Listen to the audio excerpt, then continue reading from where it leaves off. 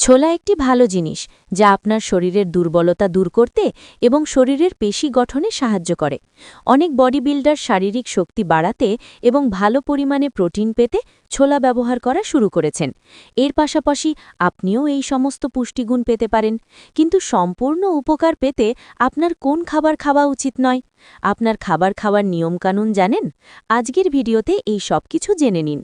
ছোলা কিভাবে খাবেন, কখন এটি খাওয়া সঠিক এবং কখন এটি অক্সিজেনের মাত্রা বাড়ায়। আপনি যদি আজ এই সমস্ত তথ্য জানতে চান, তাহলে প্রথমেই আমাদের আপনাকে বলতে হবে যে আমরা কখন ছোলা খাই, অর্থাৎ কখন ছোলা খেতে হবে। তারপর নিজেই দেখুন, ছোলা খাওয়ার সময় দিনটি আনন্দে ভরে উঠবে। তবে এটি জল ছাড়া খান। ভেজানোর অর্থ কাঁচা ছোলা খাওয়া। খালি পেটে ছোলা খান এবং নিয়মিত খান। 1 ঘন্টা ধরে ছোলা খান, অন্য কোনো খাবার খাবেন না। ছোলা আপনার শরীরে শোষিত হয় এবং আপনার শরীর এর সম্পূর্ণ উপকার পায়। তাই এবারের আলোচনা থেকে বোঝা যায় যে ছোলা খাওয়া ঠিক আছে। এটা যে পুরোপুরি কাঁচা নয় তা প্রমাণিত নয়, তাই ছোলার ব্যাপারে সিদ্ধান্ত নিতে হবে। ছোলা খেলে উপকারও পাওয়া যায়, কিন্তু কিছু ভুল করলে শরীর খারাপ হতে পারে। পানি পাঠানোর অর্থ হল প্রচুর পরিমাণে কাঁচা ছোলা, যা একটি পুষ্টিকর খাবার, তা নিয়ে আসা। কিন্তু এটি হজম হতে অনেক সময় লাগে, যার মধ্যে থাকা ফাইবার পরিপাকতন্ত্রের কাজে সহায়তা করে। আপনার যদি ভালো শক্তির প্রয়োজন হয়, তবে কাঁচা ছোলা খান, কারণ এটি পুষ্টিকর এবং পেটে সহজে হজম হয়। কিন্তু অঙ্কুরিত ছোলার উপকারিতা বেশি এবং এটি এনজাইম, প্রোটিন, ফাইবার, ভিটামিন ও খনিজে সমৃদ্ধ। তবে অঙ্কুরিত ছোলার শরীরে নেতিবাচক প্রভাবও রয়েছে। এগুলোর দীর্ঘ জীবনকাল থাকে এবং অনেক ক্ষতিকর ব্যাকটেরিয়া তৈরি করে। এগুলো শরীরের জন্যও ক্ষতিকর এবং এই কারণে প্রাপ্তবয়স্ক মহিলা এবং গর্ভবতী মহিলাদের অঙ্কুরিত ছোলা খাওয়া উচিত নয়, কারণ এটি শরীরের রোগ প্রতিরোধ ক্ষমতা দুর্বল করে দেয় এবং শরীরে ব্যাকটেরিয়া ছড়িয়ে দেয় বলে মনে করা হয়। কিন্তু যদি আপনি অঙ্কুরিত ছোলা খান, তবে এতে ভিটামিন ও খনিজের পরিমাণ কমে যায় বলে মনে করা হয় এবং এটি ভালোভাবে হজম হয়। এটি খাওয়া খুব সহজ এবং তাই বলা হয় যে প্রয়োজন অনুযায়ী কী পরিমাণে হামাদ ছোলা খাওয়া উচিত এবং কী পরিমাণ গ্রহণ করা উপযুক্ত। একজন ব্যক্তির সারাদিনে কী পরিমাণ ছোলা খাওয়া উচিত তা তার হজম শক্তি এবং শারীরিক কার্যকলাপের উপর নির্ভর করে।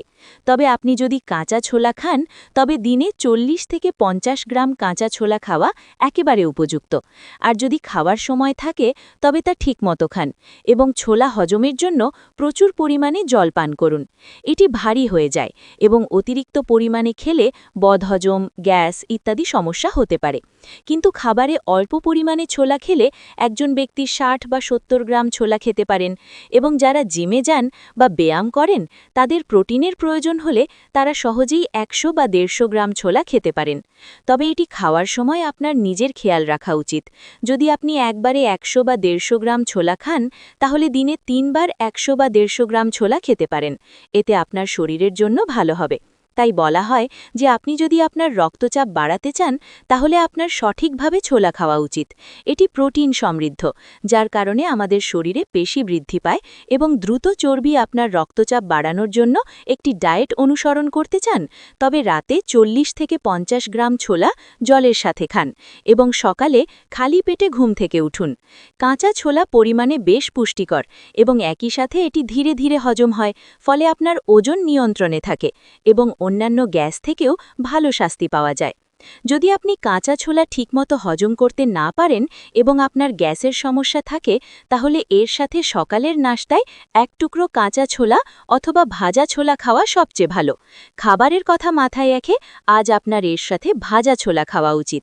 ছোলা ফাইবারে ভরপুর এবং আপনি যদি আপনার রক্তে কোলেস্টেরল বাড়ানোর জন্য ডায়েট করেন, তবে আপনার এর সাথে ছোলা খাওয়া উচিত, কারণ এটি সমস্ত তরল হজম করতে সাহায্য করে এবং আপনার শরীরকে শক্তিশালী ও সুস্থ করে তোলে।